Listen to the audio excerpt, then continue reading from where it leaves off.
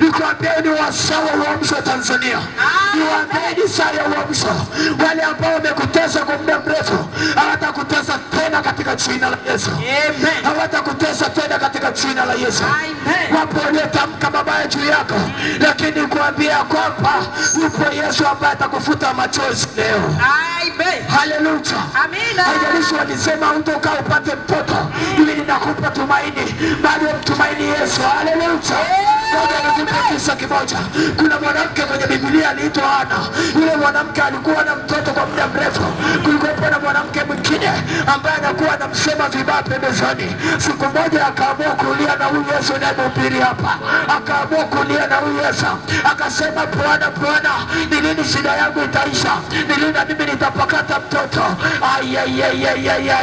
Inapata nguvu za Roho Mtakatifu kukuambia kwamba wakati ulipofika Penina alinyamaza kimya. Wakati ulipofika Penina alinyamaza kimya. Sidhani kama nazungumza na mama moja hapa, sidhani kama nazungumza na kijana moja. Sikiliza nikwambie, lilo ni la kwako. Siku moja yule mwanamke akiomba, amepiga magoti, analia na Bwana, anasema, inawezekanaje mimi nikawa tasa kwa muda mrefu? Inawezekanaje mimi nisipakate? Sikiliza nikwambie jambo moja. Wakati ule Hana akisema na Mungu, mtumishi mmoja anaitwa Eli akaja akamwambia, wewe mwanamke utatumia kilevi mpaka lini? Sikiliza nikwambie, sisi watu tunaohubiri Injili tunaonekana kama ni watu wasiokuwa na kazi, tunaonekana kama ni watu wasio na muda wa kufanya mambo yao. Kwa hiyo nikwambia kwamba Yesu amenituma, Yesu ameachilia wito ndani yangu, nikwambia kwamba yule Penina wako atanyamaza kimya.